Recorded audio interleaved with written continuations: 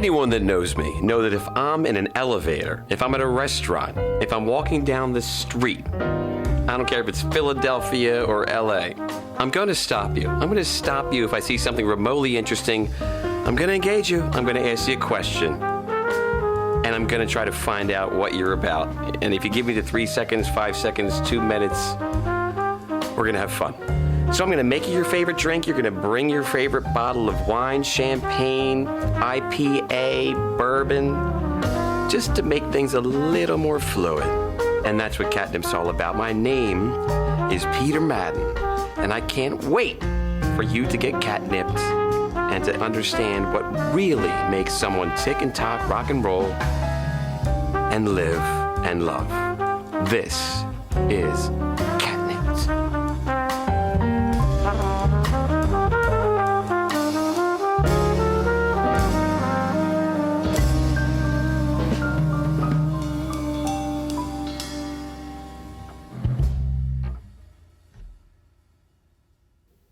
Well, welcome to another edition of Catnipped with Peter Madden, and I am honored, inspired, and so happy to welcome Dr. Christopher Dodson of Rothman Orthopedics and team physician for the Sixers and Eagles, your Philadelphia Sixers, your Philadelphia Eagles. And I can't wait for you all to meet Chris, learn about his life, learn about his career as it is, goals, everything else. So Chris, welcome. Well, thank you for having me, man. Good to see you. Great seeing you. So your hands of your life, arguably, right? It's pretty true, yeah. Can you recall a time as a kid when you first recognized you had what I'll just say a surgeon's touch? And obviously this is outside the OR, but where you just felt you had that dexterity which would make you built for this? Yeah, it's a common question. Everyone would always ask me, like, when you knew, or, I did like building model airplanes with my dad. My father was in the military, he was in the Air Force, and he and I were very close growing up and still are. In fact, I was just talking to him before I came in here. And so we had this thing, we built model airplanes together, and I guess I thought I was pretty good at it. We could do pretty complex.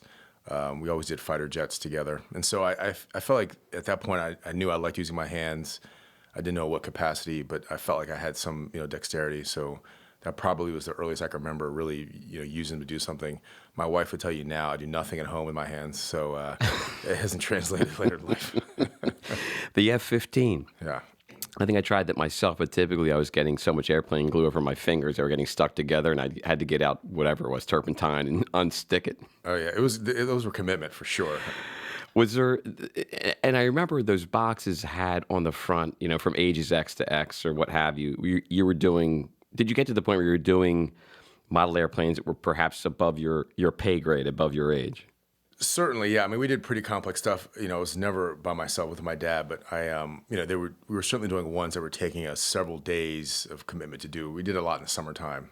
So it was definitely, I can remember 8 or 10 or so planes on my desk by the time I was in middle school, late middle school, of what we built. And we built F-4 Phantoms and Hornets and F-16s. And so it was pretty cool. Was that your first experience with being what I call just out of body, in it, not on it, kind of a blank mind, just action and producing? Yeah, I think what I liked about it, I mean, in general, I'm probably slightly regimented, and I think surgery lends itself to that. I mean, I like having sort of a system and like sort of recreating and doing something, repeatedly. And so I think I enjoyed seeing this box that was filled with pieces, looking on the cover and seeing what the final product was. And then when I was done, sort of that satisfaction of I turned it from nothing to something, and then I could put it on my desk, and then I was like, I want to do it again. And so I think that's kind of the mind I have. I think I have some creativity, but I'm definitely just sort of regimented. And for surgery, it's been, I'm not sure what else I'd be good at, but I happen to be good at this. And I think my mind lends itself to that to some degree. I find it really fascinating that, there's the beginning, the start, there are the pieces, there's the box. How's it going to end up? Where does it go? It's almost like a little award you perhaps give to yourself in a way. And you display that? I know a guy that would use fishing line and hang it from ceiling, so it looks a little bit like it's flying. So where would you put the finished product? We did that a little bit, but a lot of it, I had like a almost like a nice wood bookshelf that I built or something, and so I'd have them kind of near. I had like a by the time I was in high school, I had like an architect's desk, which is where I did my work. Because I grew up in a relatively modest house, and so once my sister went to college, I took her room over, and so I had this sort of architect's desk, but to the side of it, I had this sort of shelf, and so I'd have the planes kind of almost like a hangar or like on an aircraft carrier. That was kind of how I liked it. So they were kind of angled side by side, so I could fit them on there. So that's where I always kind of put them. So it was pretty cool. What was your dad like? He's a military man, obviously. Yeah, my dad was in the Air Force. Both my parents incredible. I feel very fortunate to have just awesome parents. I would say my mother was like, I use the term like a mama bear. Like she was, I felt like her children. My sister and I were her life, and she was very involved in making sure I towed the line. She was a teacher. But more importantly, just kind of looking out for me and making sure, that she felt like no one was trying to take advantage of me. They come from a different generation. And, my father was, I always say, love me when I need to be loved, and, was firm when I need to be firm. And he really struck that balance really well. And, he always supported my dreams. And, at the time they were a little bit different than maybe what, they did or what my sister was doing, but they always made me feel like, I was special even though I probably wasn't, or I was cool even though I was a dork. So, so they were great that way, and I'm extremely close to my parents. I talk to them, several times a week for sure. Yeah. So what were you like as a kid? Were you truly a dork or? Yeah, for sure. So I would like to think I was athletic. I played soccer, my whole life and played in college. And so I like to think I was athletic, but definitely late bloomer. Physically, I was 6'3" now. I was 5'6" as a sophomore in high school. Wow. So, late bloomer, I think emotionally and socially, and maybe I have never bloomed, but definitely back then was just a little bit, I would say more of a dork retrospectively. But, my parents are great. Like, I didn't know that. They made me feel like I was, I remember my dad saying, I think you're cool. And, retrospectively, I definitely wasn't. But, their support, their love, I hung out with them a lot. I didn't really go out very much until later on in high school. But, that was how it was. It seemed normal to me, Yeah, yeah. So one other sibling, your sister? Older sister. Older sister. Yeah, she's great. Oh, so you're the baby. You're revered, honored. What would you say, it's a tough question, but what would you say is the greatest lesson you learned from both your father and your mother? They sound like they both sound very regimented, but still crazy supportive. Yeah. What was the big lesson? I think just, the term, pay the price was something my father said to me a lot. And I think that's probably what I learned, is that if you are willing to sacrifice and you're willing to work really hard for whatever it may be, there's no reason why you can't achieve it. And I think that they allow me to kind of dream big and think big. And it's great to dream, but, at the same time, along with those dreams needs to come sacrifice and hard work. And as much as they supported my dreams, my father, would also say, look, I'm not going to blow smoke up your what. If you're not going to get it done, it's not going to happen. So that was the kind of the balance that we had, that I had growing up, which was great. And that's what I learned. I learned if you put your mind to something and you work really hard, there's no reason you can't achieve it, no matter who you are, no matter where you're from. Right. For your mom. Yeah. I would say my mother, I think how you carry yourself. I mean, she's a very elegant woman. And I think she was a stickler on presentation, how you carried yourself, when you walk into a room, how you speak to people. She made me wear linen shorts when I was in middle school, which added to the dork factor. But, I think she was big on that, like presentation, how you carried yourself, manners, being polite, how you speak to people. And I definitely get that from her, 100%. Any early jobs as a kid where you feel like you learned a lot about, work ethic?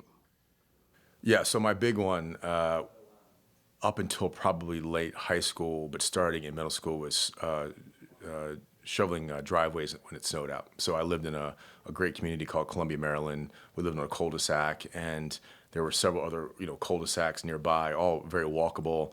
All the homes were pretty modest, which made it possible because the driveways were relatively manageable. So, when we missed school, the first thing I would do is wake up and just start knocking on door to door and shoveling driveways, and just, $20 a driveway, and, I could do 6 or 7 a day, and, $140 was a lot of money back then. It was great. So that was probably my first, and just getting up in the morning and going to do it. And, just to go back to the question about my mother, I mean, my mother's 76-ish, 77, she still substitute teaches. She still gets up in the morning and goes to work, even though she's a retired educator.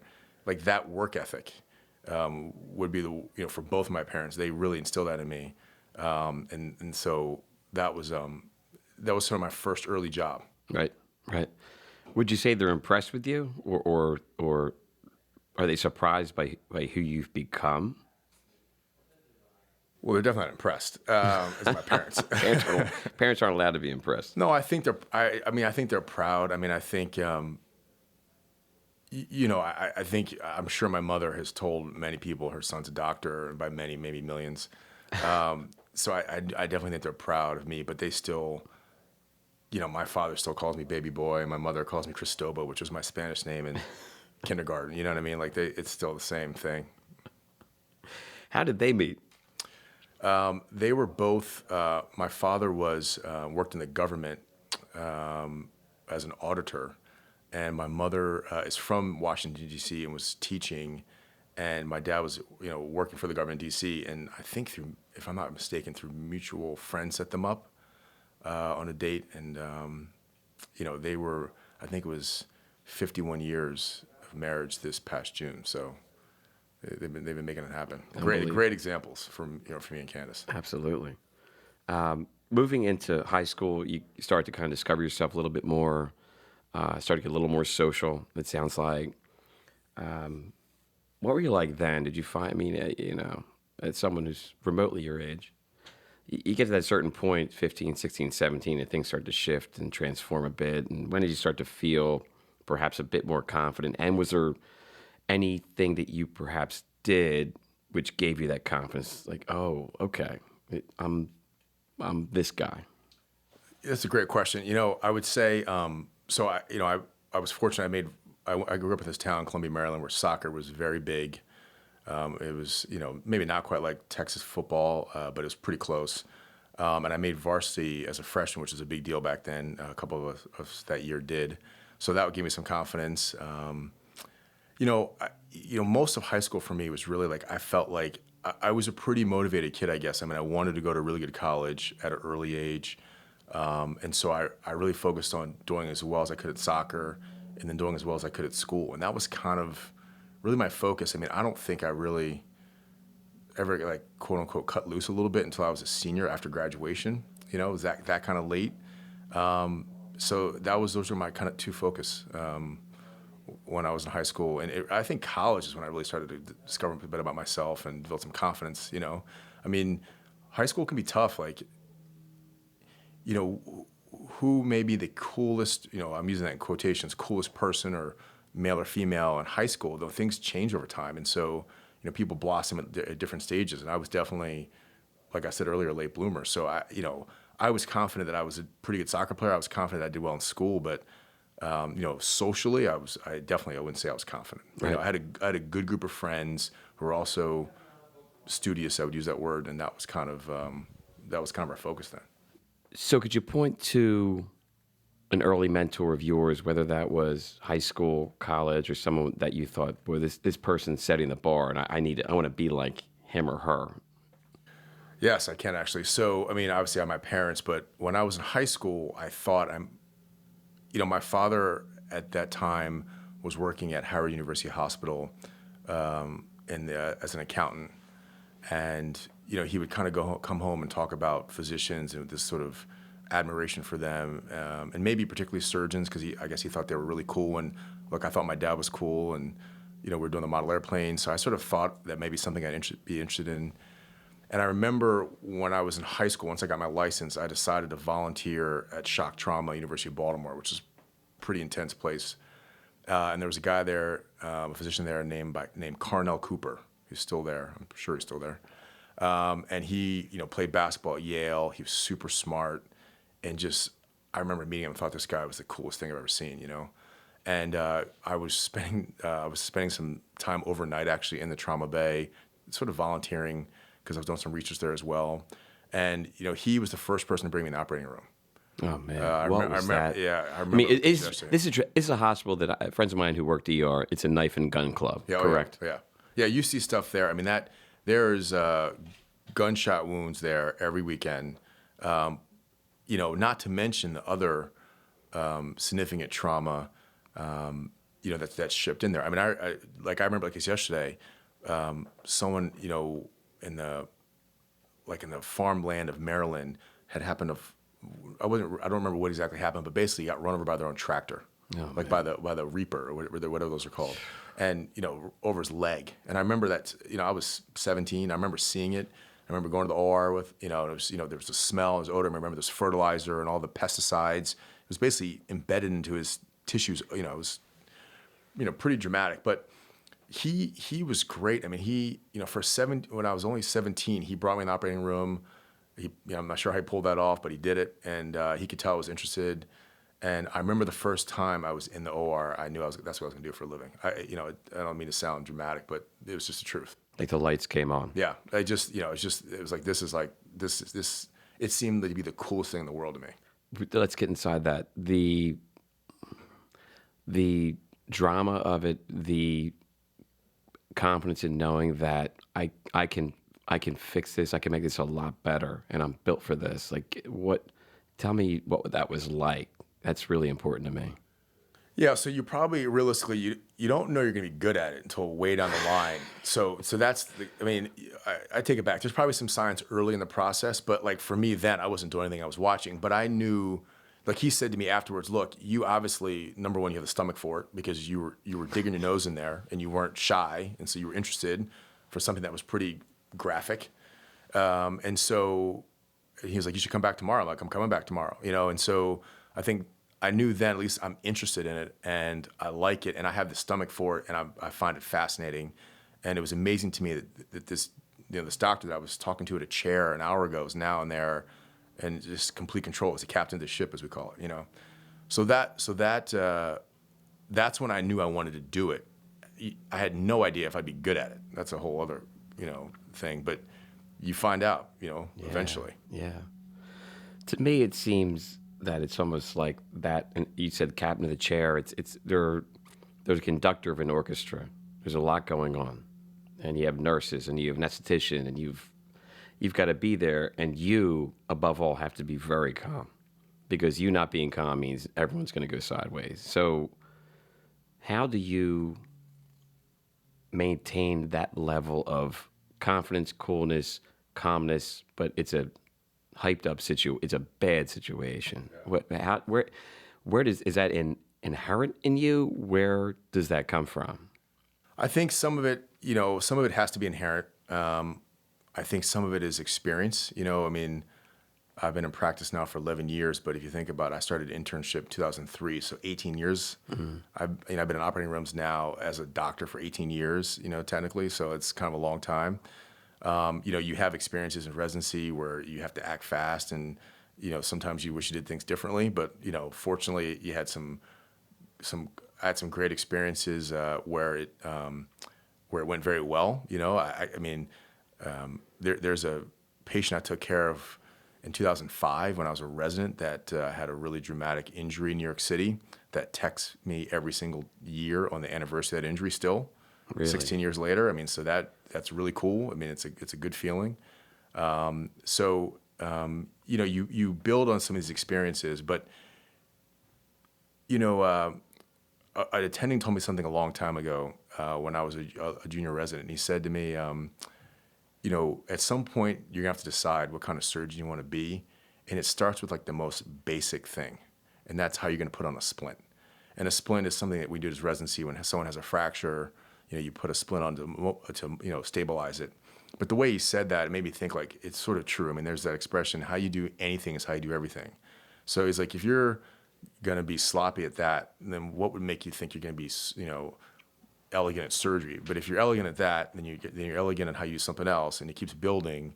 And if you have a privilege of training in a great place like I did, and you see amazing surgeons and how they do something, and yes, it may be harder, but it's the ultimate right thing. If you have to be someone that wants to commit themselves to doing it that way, trying to achieve perfection, and that's just got to be your personality. People. I was in the operating room today.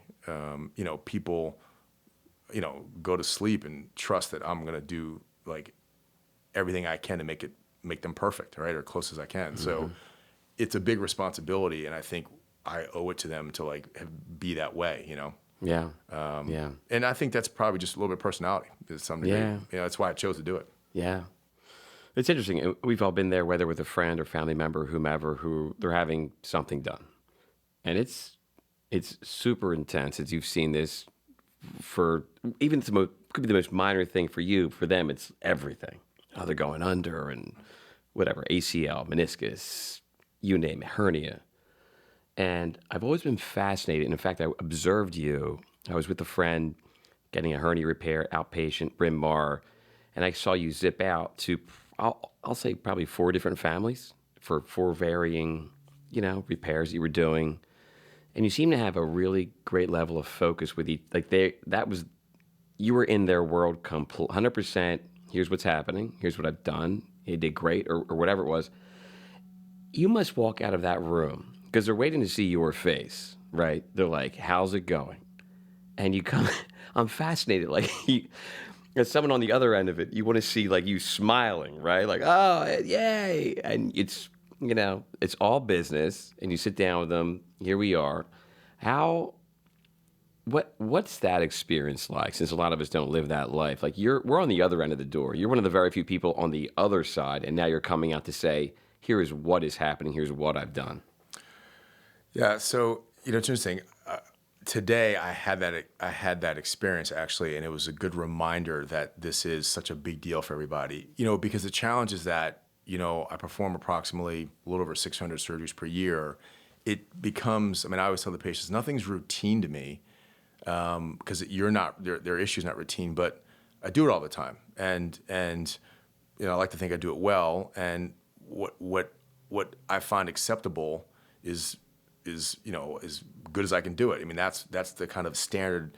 So I have to remind myself that they want to hear, me saying everything went fine may not be a good enough word for them, but fine to me is perfect, right? That's fine, because it's always got to be fine, Right. So this morning I was operating on a young baseball player's shoulder, and his father had a bad shoulder experience 20 years ago for surgery, which I didn't know, and they were very nervous. And I sort of was a little bit like, this is gonna be great. Why are you guys so nervous? And then I remind myself it's because this is a big deal to them. That's why they're so nervous. And so I said, look, I'm gonna take great care of your son. This is gonna go great. I'm gonna knock out of the park. I use those words today to make him think that, relax. And it did. Unfortunately, it did go great. But, I had to remind myself not to just take it so it's surgery number 5 or 6 or whatever for me, but it's for them, it's a big deal. And even, we're all guilty of that a little bit, of just sort of taking a touch for granted at times. And it's because, we do it a lot, and you don't want to emotionally, you want to kind of stay even keeled to some degree. But at the same time, I've got to show a little bit of emotion to the family to let them feel that it went fantastic. I talked to a mom today. I did an ACL on a female collegiate soccer player, and I said she's going to get back. She's going to be great. I was trying to convey to that. We still were talking about on the phone post COVID, not in person. So it's a great question. It's something that I even try and work on. And again today, I had to remind myself. Right. Do you feel in having the confidence that you need, is it the inner jock in you? You operate on all kinds. You just did the repair on a mutual friend of ours who's not an athlete, God bless him. But for the athletes, for the kid in college who perhaps is on scholarship or really wants to get to that next level, it's that extra level of, this is just so important to my family. This has got to go so great. How do you empathize with them and operate from that standpoint? Yeah, I think in the office, I'm probably better at it than the days I'm operating, because when I operate, I go into a little bit of a zone. But in the office, you try and answer every question. I just operated on, she wouldn't mind me saying this. She's the captain of the U.S. field hockey national team, Olympic team. She's got world championships next summer. I just saw her in the office yesterday because she's 6 weeks out from surgery. This is a very big deal for her tear ACL, right? Like monumental, like very big deal. She was an All-American. She was Player of the Year, like every accolade in college. So in the office, I try and say, look, I can say this truthfully now. I've done this. I've probably done 1,000 ACLs in my career. I can't tell you in countless collegiate, professional, high school athletes, there's a very good chance you're going to come back and play. I don't see why you won't. I can't wait for you to send me a photo when you're back out there. Like I kind of say stuff like that in the office to really, because it's devastating for them. In the days of the OR, you're a little bit less. I'm a little more zoned out. I'm not, I kind of do my thing. But, you got to remember that. And, as my mentor, a guy named David Alchek in New York City told me, he's like, the reality is like Johnny's knee, that's whether he's 45 or 15 or 30, is just as important as any pro athlete's knee to them, right? Their knee is just as important. So you got to remember that. So everything, you've got to be able to reproduce excellence hundreds and hundreds of times a year. That's just got to be your standard because everyone's counting on you. And that stuck with me. I've been fortunate to have great influences. So, it's got to become the norm. It really does. So on mornings when you wake up, because not every morning is perfect, and you don't feel like Chris Dodson. It's just whatever. You maybe didn't have the greatest night's sleep. I trust you sleep well. But it's a OR morning. You know you're going to be in there. How do you get yourself back into being the person you are? How do you? Is it fitness? Is it what you eat? It's again a little bit of experience. So in residency, you have days you don't feel great and you still got to get a job done. So I think some of that is just like people who've worked out for years and are fit physically. I think your mind can be trained as well. And so for a long time, we were expected to work hard and do things as a resident, as a fellow. Whether or not you were tired or didn't feel well, you were sick, et cetera. So some of that's, you just pull on that. But, it's a great question. There are days you wake up, you're stiff. I'm 44 now. My back gets tight sometimes. But, particularly in the OR is an amazing place. Number one, the nurses keep it cold, so it wakes you up. But number two, I play music in the operating room. And all right, what do you play? Okay, now you've got me. Me. I'm a long-time musician. You and I have a lot of affinity for great music. What does it depend on? Is it always the same kind of music, genre-wise, or it depends on the mood? I go through periods where it's the same for a while. So there was a long, and by long, like there's probably a Don't say 4-year country. period. Don't say country. No. There was probably a 4-year period, I would say, 4 or 5 years. It was all 90s R&B. Oh God! For a long time. Like Belle Biv DeVoe. Oh, like New Edition, Tevin Campbell, Monica. Oh no. Brandy. You name it. So. Oh, Aaliyah. Yeah, Aaliyah. So for a long time it was that, and then the staff is like, Doc, we got to change. They're like, oh, they can actually come to you? Well, they're like, how many times got to hear Candy Girl? Or Mr. Telephone Man, I've heard for 5 years now. They know all the lyrics. So I'm like, all right. So then we switched, and right now, we get spoiled a little bit. So actually today, one of the nurses created. She has a Spotify account. She created like a playlist for me, like Dotson playlist. Oh wow! So I would say right now, The Weeknd is really big in my OR. Okay. I listen to a lot of Weeknd. And sometimes in the summertime, I'll go into a little bit of a yacht rock radio vibe, especially if I come back from being at the beach or something. Yeah, Doobie Brothers, yeah, exactly. So I'll do that in one room, but right now, pretty consistently, The Weeknd is big. But the texts are great. Like my PA, Melissa, she's great. So they create playlists for you. They spoil us, so they know awesome. What I want to hear. So. It gets, from first case, I listen to it. It's great. So this is high quality. Speakers are built into the OR? Yeah. We have great ORs, pretty sophisticated. So speakers are, we're in Bryn Mawr. When we built it, we put speakers in, so it's in the wall, in the ceiling, and then everywhere else we have like a nice Bluetooth in each room. So it's a must. I have to listen to music when I operate. I find that fascinating.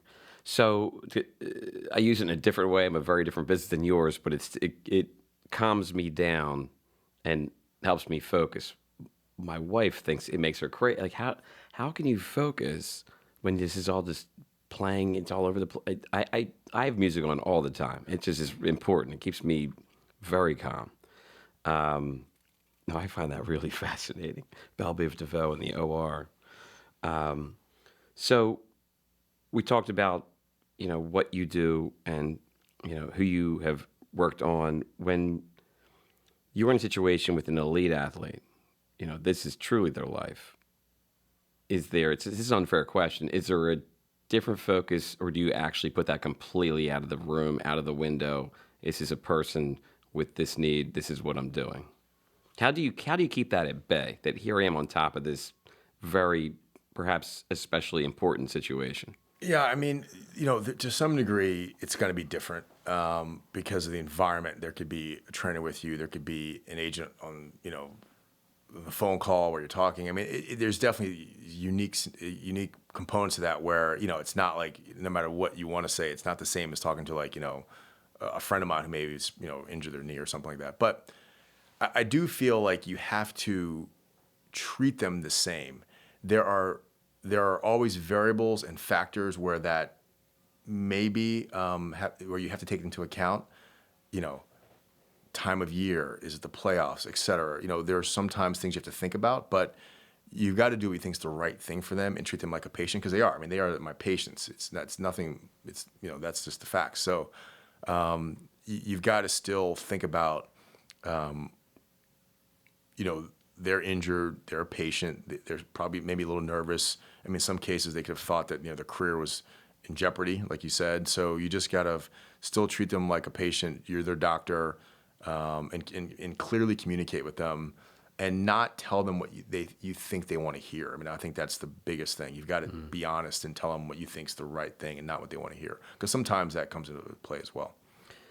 Do they, or have you seen them at vulnerable moments, pre or post-op, where it's just a lot of nervousness, stress, insecurity? I just think in general, like pro athletes, we think they're superhuman. They are not actually human. They have no emotions. They are physical geniuses.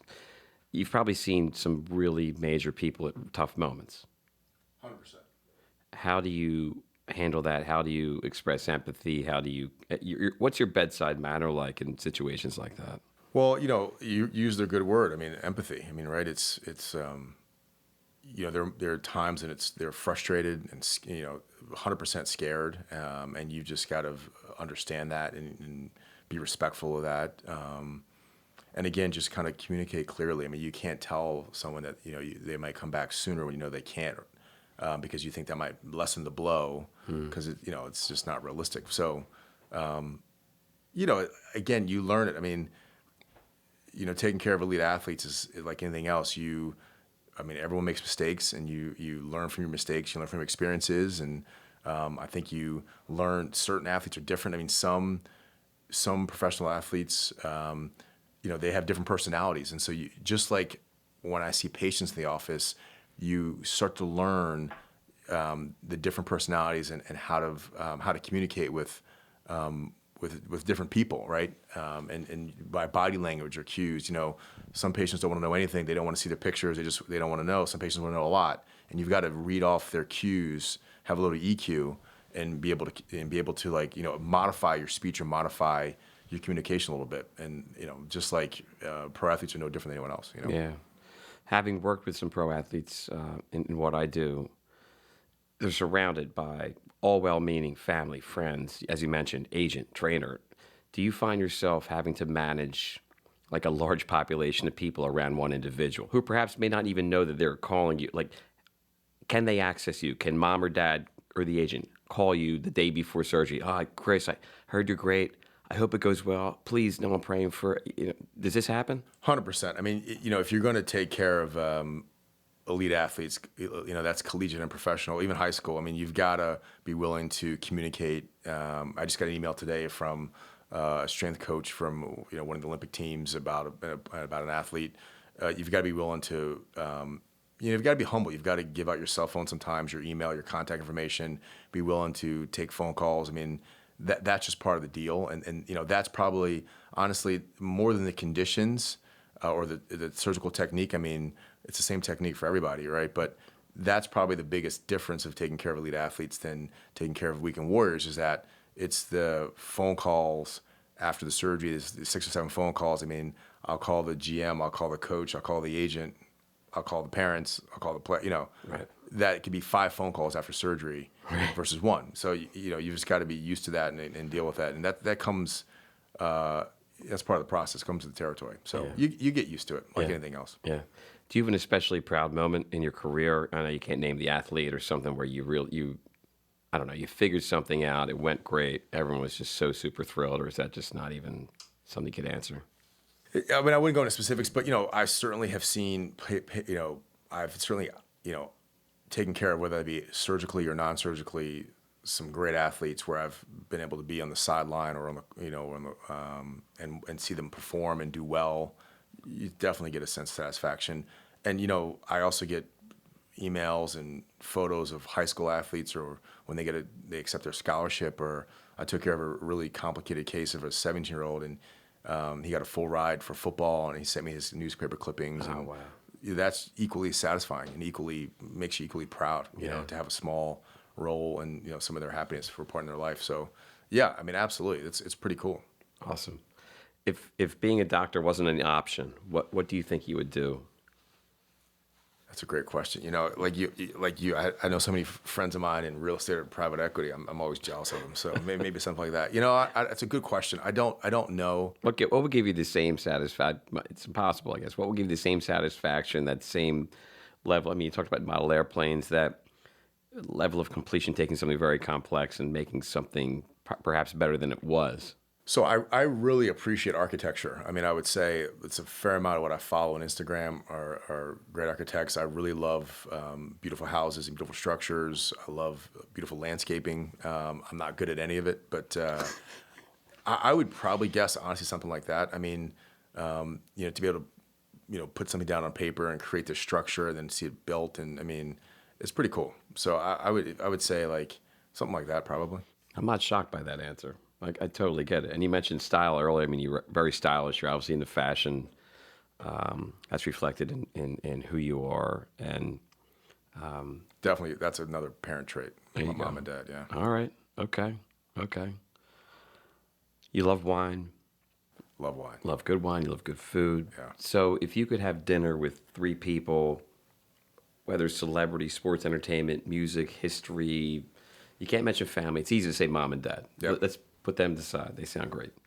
What 3 people would you love to sit down with? What bottle of wine are you popping, and what's being served? Oh, that's a great call. That's a great question.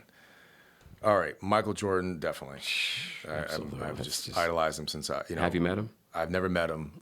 I was in that generation. He was peaking when we were, late middle school, high school, and with your friends watching the finals with the Bulls was just, so Jordan. I would say probably President Obama. Mm-hmm. 2. And it's hard not to throw Tiger in there. You have to. I'd throw Tiger in there. Tiger 3. What is the first question? It's a dinner. No one knows each other. Well, then again, I'm sure Tiger's played with Obama. Jordan's, I'm sure MJ's probably played with Obama. So if you had their first question for each one to kind of get the party started, to get some kind of conversation flowing, what do you ask each one of them initially? Well, I love golf. So I'd ask Tiger, like, how, it's kind of interesting, some of the players wearing these Whoop devices now, and so you see how high their heart rate goes during shots. So for something that's so fine motor control, for me, I think like a pitch shot or something like that, or putting, with basketball, with adrenaline, you can kind of see how you can get into it. I'd be amazed like how you control your emotions when you do those things. I mean, some of the amazing things we've seen him do over the course of his career. I mean, the shots and at the times. I mean, just how you summon that courage, that calmness. I mean, I probably asked, Michael Jordan the same thing. I mean, Michael Jordan, I'd be curious, like, I mean, to be an icon, like, does that ever get old? I mean, like, he is truly, I mean, so is Tiger, but I think Jordan was like maybe even bigger one. When you're walking around, you're seeing other world-class Hall of Fame athletes wearing your silhouette on their T-shirt. I mean, right? Like, it's got to be surreal. Right. And then, President Obama, I just think, what's it like to be the leader of the free world, and I'd want to hear some cool stories about, moments and decisions he had to make if he could tell them. So, I mean, I'm sure there's other people that would be great, but those are probably the three off the top of my mind that they came up with. We're eating, so I'm very simple. I mean, we're eating, I love veal Milanese. Like, I could eat it all day long. Isn't it great? So, my wife makes this awesome kale salad. I'd see if I could convince her to make the kale salad, have some veal Milanese, and then Harlan Estate is my favorite wine. So, hands down. So, unbelievable. Yeah. Do you find it at this point easy to be around, I'll just say, celebrity athletes? How are you in those environments? Yeah, at this point, it's pretty. I mean, I'm used to it, for sure. So I don't. I mean, again, I remind myself I'm their doctor. I'm not their friend, and I'm not